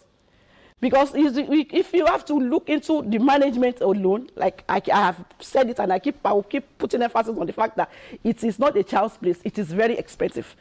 Daily, weekly, monthly, yearly, all year round, and you have to keep taking care of this, especially the ones that cannot even do anything for themselves. So we celebrate Superhero Day every 27th of May, Children's Day. And I would even be very happy if everybody can be part of it too. You can also, organizations can join us, organizations can support and sponsor the program, so that we can have more children all over the world, you know, celebrating a Superhero Day for us. It's an annual thing too, and I have this belief that one day it's going to be global too, because, you know, a movement just starts like a dream, and it keeps growing like that. So the essence of all this is just to make parents, especially mothers, because we are the ones that take care of these children, not to feel bad having a special need with them, to stop hiding these children, bring them out, and nurse them. Most of them, especially the autistic ones that we have been talking about since morning, we've been discussing, some of them are geniuses. Some of them are so talented. They are so gifted that in arts, some of them have graphic memories that just show them something once, and in fact it has stuck. So when you build on this for them, just like Mr. Charles said earlier, build on their strengths, and you will find out that they will conquer the world for you. So we keep encouraging people, we keep encouraging parents, we keep encouraging, like I said, mothers especially. Your child can also make you happy. Your child can also make you proud. You just try and work with all the necessary interventions, all the necessary professionals that are available for you to help your child achieve that milestone. All right. Many thanks, Aisha. You know, I mean, this time is not enough, really. We need to continue to talk about this from what you have said, and I do appreciate, you know, all your insights on the program today. I was also hoping you would talk about patience on the part of parents and caregivers in dealing with these children, you know, and not bully them, and not compare them with your other children if you have others that are not in the spectrum. I think all of that would help their development, you know, going forward. And I hear something is breaking here, Ray, before we go. Yes, Natasha Gate, of course, in the news, not likely to go away anytime soon. And the latest update is that the matter has been reassigned. A report just reaching us says the matter between Natasha and the Senate. At the Senate, the Chief Judge has reassigned the matter to Justice Binta Nyako, and the suit is ready for mention this Friday, which is today. All right, so you want to keep your ears, you know, for that, and of course the NTA will give you all the details. Doctor, 30 seconds, your final words as we round up the conversation.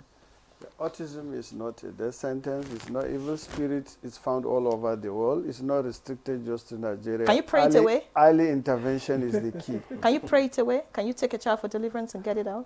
You can pray, but you still need to do your basic due diligence. things, yes. All right, thank you so much. Speak to in 30 seconds as well. Speak to a family struggling with an autistic child. So, to the families struggling with autistic children, you're not alone. There are, you know, now that there's more awareness, there's a host of people that are ready to support you. Don't be shy. Come out and, you know, state what you're facing, and you will get the support that you need. All right, and Charles? Okay. A simple message, perhaps the government, what simple intervention can make life easier for autistic persons? In 30 seconds? Okay. So, for government, they should come up with programs to train professionals, support parents, so that it can be easier for them, and also create more awareness for early intervention, so that parents will not keep their kid behind. Early intervention. Thank you very much, Charles Ugwoke, speech language pathologist, CEO, founder, Sunset Speech and Language Resource Center, Abuja. Many thanks for being our guest. We appreciate you. Continue to do the good work you're doing, and we hope to hear more success stories. Thank you so much. Sarah Moses, Director of Operations, RIA by Maria Foundation, and an autism care NGO. Many thanks. It was a pleasure to have you. You are a part of the NTA family, by the way. So, thank you so much for joining us. Aisha Funshaw, a registered behavioral technician and founder of KF Please Center for Special Need in Kano State. Many thanks for being our guest, and of course, looking forward to more engagements with you. Continue to do what you're doing. The world is watching. And yes, Dr. Dennis Richard Shatima. Fantastic. Shatima, not Shetima. Take notes. Chief Consultant, Physician, and a Child Neurologist at the National Hospital of Abuja. It was a pleasure to have you. Thank you so much for your insights, and may God continue to bless you for all that you do for the children with this spectrum. Thank you. All right, so that's Good Morning Nigeria this Friday. My director is about to come into the studio. I have to go. I'm Ian Ray-John, Living Locks on the NTA. And I'm Victor. As a great weekend beckons, let's seize it.